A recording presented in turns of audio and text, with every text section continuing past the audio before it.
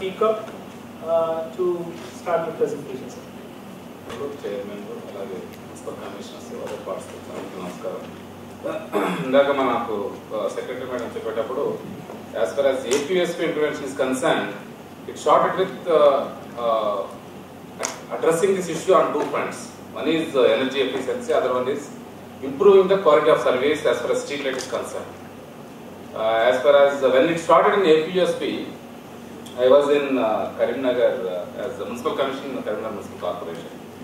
So I started to improve the service actually. So thereby we have seen there is a lot of improvement in energy saving, and slowly it resulted and it replicated in other municipalities and corporations of 42 class 1 towns. And finally, of course, all the municipalities felt that request to be taken up on permanent basis. So it all this is about the introduction as far as my presentation is concerned. So since I worked there as commissioner, I would be presenting what that we have done in Karimnagar, and also I worked in APSP as the head MSQ before it is closed, and also the implementation and its impact in all municipalities and what are the areas we intervene. చాలా మంది commissioners chairperson ఉన్నారు, మీకు అందరికి తెలిసి ఉంటుంది. అంటే మనం కరీంనగర్లో ఫస్ట్ చేసినప్పుడు ఆ ఇష్యూ ఎట్లా వచ్చిందంటే, ఇప్పుడు street lighting is the of course important municipal service. ఇక్కడ మనం చేసిందంటే synchronizing the street lighting with onset and sunset and sunrise of the sun. అంటే మనకు ఇందాక మేడం గారు చెప్పినప్పుడు వీళ్ళు చెప్పినప్పుడు కూడా యూజువల్గా మన పర్సెప్షన్ ఎట్లుంటుంది అంటే municipal authority here the chairman and the commissioner and also the council, and in addition to that we have the heads of the sections. So municipal commissioner chairman గారు ఏమనుకుంటే distinguished dignitaries on the dais and the audience. My topic for presentation is opportunities for energy efficiency in urban lighting, and I am from Philips Lighting, the lighting application support group, which advises our company to come up with more innovations, and also when there are innovations, there are opportunities possible, we try to create awareness in the market. So we all know that we are facing a time where energy and climate challenges are increasingly capturing our world's attention. In the inaugural session, the distinguished lady made a remark about Al Gore's movie. I was also deeply inspired by this movie, The Inconvenient Truth. There he famously makes a reference that the modern environmental movement started when during the Apollo missions to the moon, when one of the astronauts took this picture. It's not that we have not been aware about environment and conscious about environment, but then usually what happens is we think that it's not my problem, it's somebody else's problem. And if you look at it on a bigger scale, what happens is the developing countries say that the developed countries consume so much more, so we blame it on them. And the developed countries say India, China, they're growing so fast that they will consume so much energy that we should stop them. So we keep pointing fingers at each other. But when this astronaut took the picture of Earth from the moon, the consciousness came that this is just one planet where we all stay, and there's no point pointing fingers at each other. We all have to do our bit. So perhaps the noise which you hear around about energy and environment has got more because we realize that we are running out of fossil fuels, and you've seen how last year the oil prices went up to more than $150, then it started going down again. So we guess that there is more realization that the world might run out of fossil fuel. One, so what are we going to do? We have to reduce demand by being more efficient. Secondly, it's also possible because of the fact that we already see unmistakable signs of climate change and global warming. It is not a debate anymore whether or not this will lead to global warming.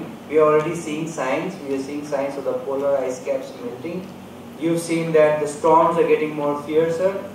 You had Katrina in the United States, and in general we already see we had the floods in Mumbai in 2005. You see that about 134 pentalumen hours was the production of lighting. 1 pentalumen is 10 to the power 15 lumens. 1 watt in a GLS bulb or incandescent bulb is about 13 lumens. So 100 watt bulb is about 1300. About 99% is the electricity that comes out of the grid. About 1% of vehicular lighting results in about 10% of the carbon dioxide emission. So the automotive lighting is 10 times more polluting than your grid-based lighting. And there is actually technology which is available which is far more efficient. You might have heard of the xenon lamps, which are a slightly bluish light, far more efficient than you have. 1% of off-grid lighting is responsible for 10% of carbon dioxide emission. Mr. Ghosh, how does it compare to LED lighting? And our effort through IGA would also be the same. Very exemplary examples of energy saving in Andhra Pradesh ULBs, I think commendable. 25 crores is not a small amount by any means. And that too, from one simple example of on and off. I think this case needs to be documented, in my opinion, for sharing. My simple suggestion and request would be, if you can document this case and send it to us, maybe we can put it for wider circulation. It's very important. On the presentation by Drinil, I think he brought out very important facet of climate change and impact of lighting. As we all know that the lighting constitutes, domestic or industrial lighting constitutes almost 20% of the world energy. And also he brought out some of the faces of the general lighting products. Thank you, Nadil. It's important for us to understand from the municipality point of view and from the ULB point of view what products are more efficient and how we can reduce our electrical expenditure. I have a few slides on touching upon what we understood in the IGA, and I would just like to skip those slides which I said in the morning.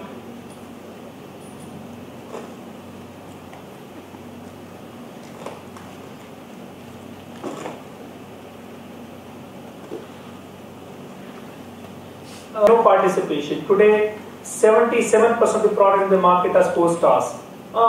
And we have a saving of about 500 megawatts from the demand side efficiency on these three products alone. That is PFLs, refrigerator and AC on the demand side. So it means what we are saying is we are creating power plants through demand side efficiency. That's the objective.